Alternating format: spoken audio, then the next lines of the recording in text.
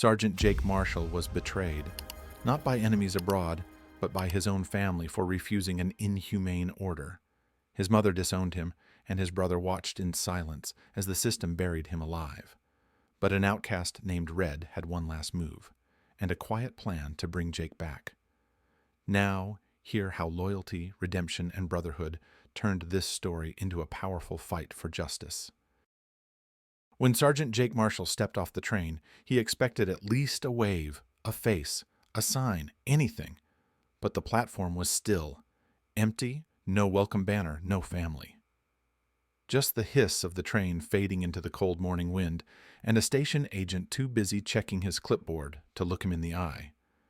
Jake stood alone in his dusty boots, uniform wrinkled from travel, backpack hanging off one shoulder. The town he'd fought to protect felt disinterested. Even the wind seemed to turn its back on him. He had pictured this moment for months. He'd imagined his younger brother rushing forward, his mother crying, his stepfather with an awkward pat on the back. But reality was silent. He walked home on foot, down streets where he used to ride his bike, past fences he'd painted as a teenager.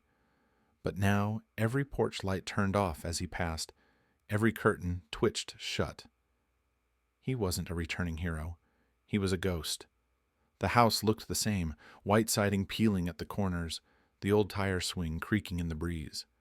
Familiar, but distant. On the front door, fluttering in the wind, was a single sheet of paper, pinned with a dull pushpin. You brought shame to this family. Leave. No greeting, no eye contact, just that. Jake stared at the note. His hands trembled slightly. The kind of shake that didn't come from fear, but from something deeper. Disbelief, maybe. He hadn't been ready for this. Not from them. On the porch sat Sam, his kid brother. Except Sam wasn't a kid anymore. 19 now, but the way he sat, shoulders hunched, legs pulled in, he looked like someone who'd aged too fast, too rough. Their eyes met. Jake stepped forward slowly. Sam? Sam wouldn't look at him at first. When he did, his voice came out low and unsure. Mom says you're not one of us anymore.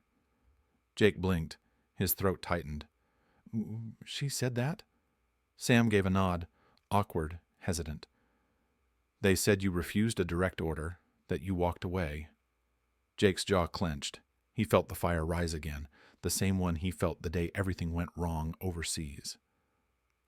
I saved lives, Sam. The order was illegal. They wanted us to finish the job on people who'd already surrendered. His voice cracked, not with weakness, but rage held too long. Sam shifted his weight. He looked down, then back up. But what Jake saw in his brother's eyes wasn't doubt. It was fear. You still disobeyed, Sam whispered. That's not what heroes do. Jake stepped back. That cut deeper than any bullet ever could. Without another word, Sam stood and walked away. Not angry, not crying, just gone. Jake stood frozen on the porch, on his porch, in a uniform that no longer meant anything to the people who once called this place home. Behind him, the neighborhood had gone still. Curtains drawn, lights dimmed. Everyone had seen him return. No one wanted to see him stay. He didn't sleep that night, just leaned against the wall, staring up at the sky, wondering how silence could be louder than bombs. The next morning, 2 unmarked sedans rolled into the driveway. They didn't need force. Jake didn't resist. One of them read out the charges: desertion, dereliction, disgrace. And Jake knew someone in the family had tipped them off. Someone wanted him gone.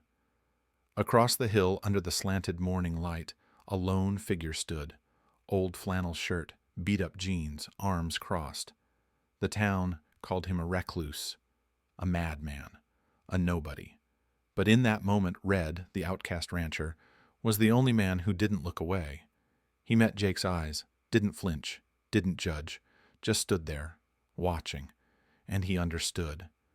2 weeks, that's how long it took. After Jake was taken, the house turned cold. Sam ate alone, slept with the door locked. His mother didn't yell. She just looked at him like a stranger. One morning, over coffee and silence, she said.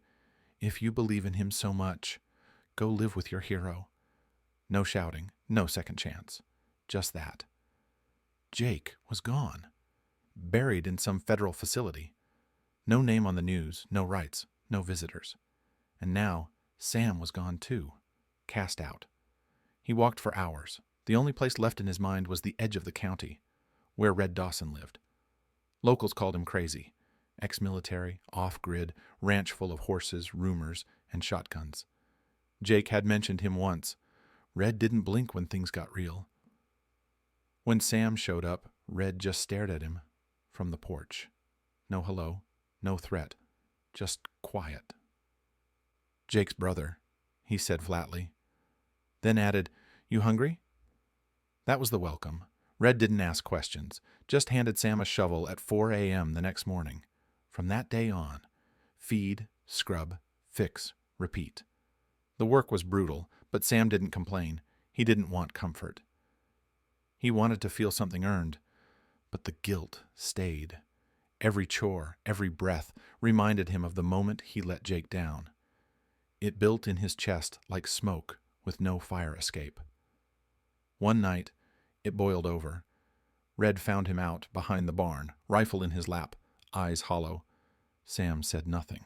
He didn't have to. Red didn't yell, didn't panic, just stepped forward and said, "A bullet won't clean it. You messed up. Fine, so fix it." Sam looked away. "You want to matter? Prove it. To him, to yourself." And Sam, shoulders shaking, breath sharp, nodded. Not to Red, to the first real chance he'd been given to try again. Red Dawson knew where Jake was kept. He'd once worn the same uniform, saluted the same men. And he knew what happened to soldiers who disobeyed orders. But they didn't get trials. They got buried. He still had contacts, old favors, and one last map of a place called Echo Ridge, an underground military facility no longer on paper. At midnight, Red and Sam drove out, headlights off, engine low. Sam's hands shook, not from the danger ahead, but from the fear that Jake wouldn't want to see him. They reached the outer fence just before dawn. No alarms, no guards in sight, just floodlights sweeping slow across the woods. Red moved like a man who'd done this before, because he had. Underground, Jake had lost track of time. The lights never dimmed, the questions never stopped. He wasn't a prisoner. He wasn't anything. Just forgotten. Then, movement outside his cell. A silhouette, mud-streaked jacket, bloodied face. Sam. For a moment, Jake didn't recognize him. Then Sam whispered, "I'm not here to break you out, Jake. I came back for you." Recognition flickered in Jake's face. No words, but something shifted. They moved fast, down into the tunnels, past rusted pipes and locked doors, almost out, until Sam slipped on the stairs. Bone met metal, his leg bent wrong. He screamed, teeth clenched. Red grabbed him without hesitation, hoisted him up, and pushed forward. Alarms blared behind them. One shot rang out. Red fired once in return, just enough to make them hesitate. They burst into the woods, into the truck. Mud flew. 3 gas cans in the back, 1 shattered leg, and a last name that used to mean something. They didn't look back. Now, they weren't just running away. They were running towards something real. They made it back. The truck rolled into Red's ranch just before dawn. The land was still asleep, the fields coated in silver mist. Red didn't say a word, just opened the trailer door and helped Jake inside, his body limp, breath shallow. Jake slept for 3 days. While he rested, Sam never left his side. He changed the bandages on Jake's arm, iced his ribs, wrapped his own broken leg as best he could. He talked sometimes, softly, mostly to himself, about things that didn't matter, the horses, the creek, how the wind sounded like music at night. But mostly, he prayed. Their mother called, once, then twice. Sam saw the name and let it ring. The silence that followed wasn't bitter, just final. They were no longer part of that world, no longer sons of a house that turned them away, but they were no longer alone either. That spring, Red gave them an old shack down near the river. It leaned slightly to one side and had holes in the roof, but it was theirs. Jake rebuilt the fence with his own hands. Sam planted corn with seeds borrowed from a neighbor. They didn't talk much about the past. Didn't need to. Every sunrise was proof. They had survived. Jake began working with wild horses, the kind most folks had written off. He didn't break them. He listened, learned their rhythms. He moved with quiet patience, same way Red had with him. Sam found purpose in the earth. Digging, planting, watching something grow. It gave him peace. The soil didn't judge him. The corn didn't ask about shame. Then, 6 months in, a letter arrived. Thick envelope, official seal, a senator's name printed at the top. Inside, an apology, a full reinstatement, an offer of compensation. The words, "We were wrong." Jake read it once, then fed it to the stove fire. Later that night, he sat beside Red and simply said, "Such, the system didn't give me hope. You did. Sam did. This land did." Red nodded, but didn't answer. He didn't need to. And when autumn rolled in, they shared their first real dinner together, Jake, Sam, and Red, under the open sky. The dogs curled beneath their feet. The lamplight flickered in the soft wind. No speeches, no headlines.